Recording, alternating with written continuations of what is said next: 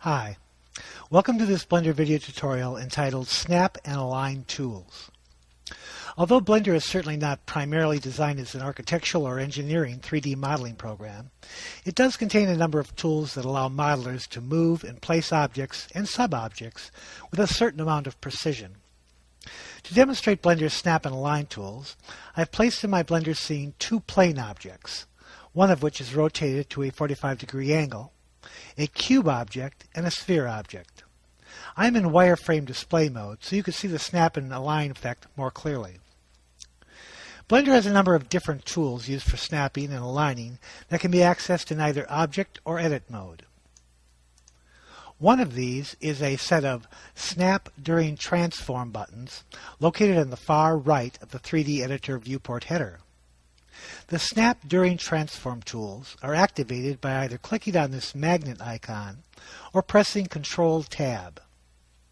With the Snap During Transform tools activated, all transforms, move, rotate, and scale, can make use of these tools. The drop-down box on the right of the magnet determines the type of element that the selection will be snapped to.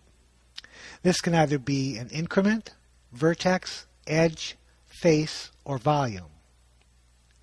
If the Snap To selection is anything other than increment, another drop-down box to the right of the snap box is displayed. This drop-down box determines the Snap To target. The choices are either closest, center, median, or active. Now, depending on whether you're in edit mode or object mode and what elements are selected, there may be additional snapping icons to the right of the Snap To target box.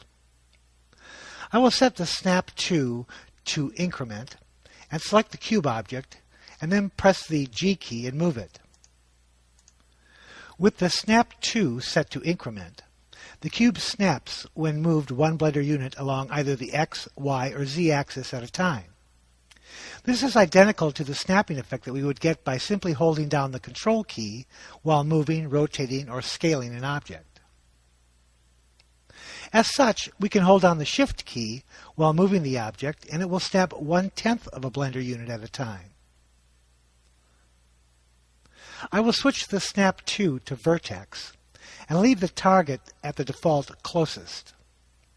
I'll then grab the cube object and move it toward the corner of the lower plane object.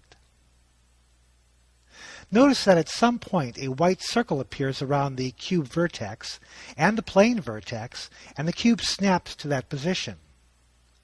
Left-clicking places the object. Here I will snap the cube to a different corner of the plane.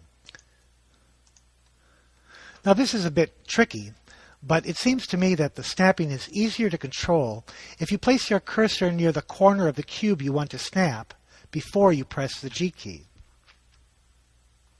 I will change the Snap To from vertex to edge, and again grab the cube, this time close to an edge.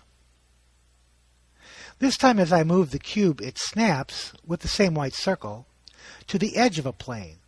Actually, it aligns with the edge of a plane, and I can easily move the cube along that edge. Left-clicking places the cube. I will change the Snap To face and grab the cube. Now the cube snaps to the plane's face area. Actually, it aligns to the plane's face, and I can easily move it anywhere along the face. Left-clicking places the cube. Now, one nice feature of the Snap To, especially when it's set to face, is adding the Align Rotation snap, which is activated by this icon to the right of the target drop-down box. I'll activate the Align Rotation snap and grab the cube and move it to the inclined plane. Notice that when I move the cube to the inclined plane, the cube rotates so that the bottom face of the cube aligns with the angle of the face of the inclined plane. I'll go to solid display mode so that you can see this better. If I do it again, I can align the bottom of the cube exactly with the inclined plane face. I'll move the cube back to the bottom plane and align it.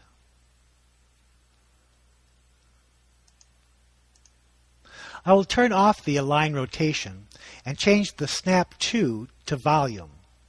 This allows me to snap the cube to either a vertex, an edge, or a face.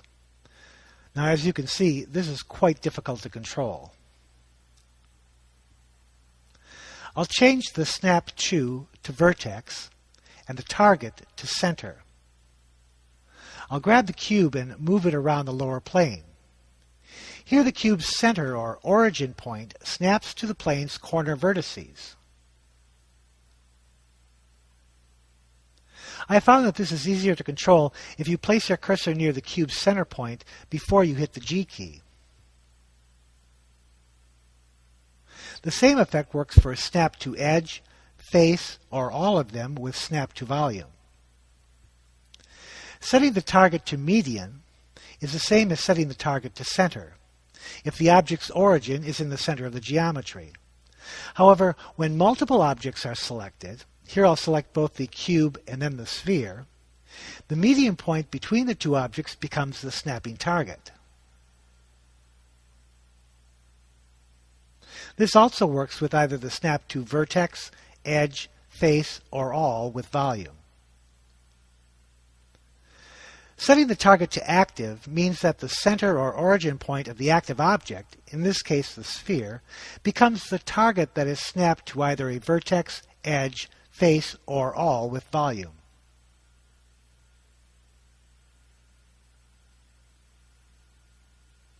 Now all of these snap and align tools also work on the sub-object level. I'll deselect the objects and reselect the cube and tab into edit mode. I'll select a single vertex and set the snap to vertex and the target as closest. Now when I grab the vertex, it will snap to the closest vertex of the plane or any other object.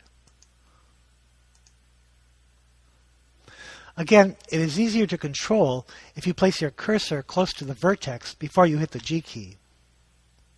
I'll switch to Edge Select mode by pressing Ctrl-Tab, and then I'll change the snap to Edge, leaving the target at closest.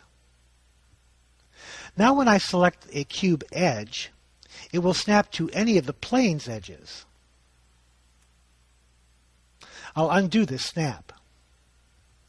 I will change the snap to face and go to Face Select mode.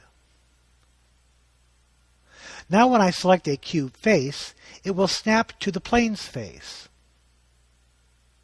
I'll go to Solid Shading mode so that you can see this clear.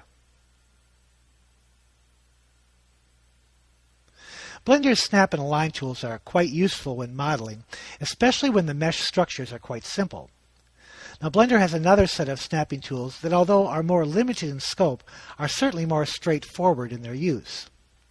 I'll tab out of Edit mode and go to Layer 2. The second set of Blender snap tools are accessed through the keyboard shortcut Shift-S. This displays the Snap Tools menu.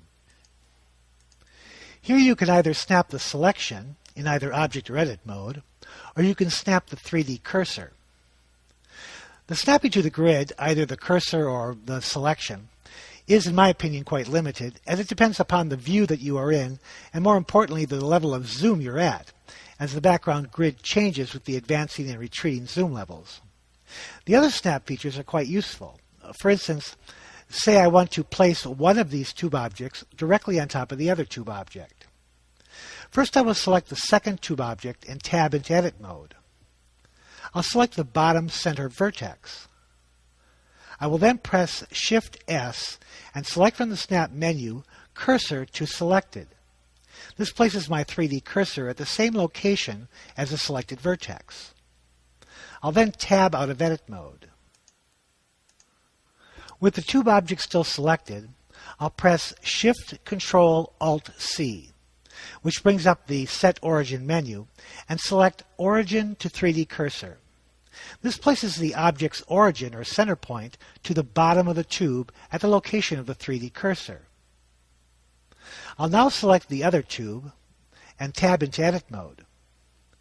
I'll select the top vertex and press Shift-S, and from the Snap menu select Cursor to Selected.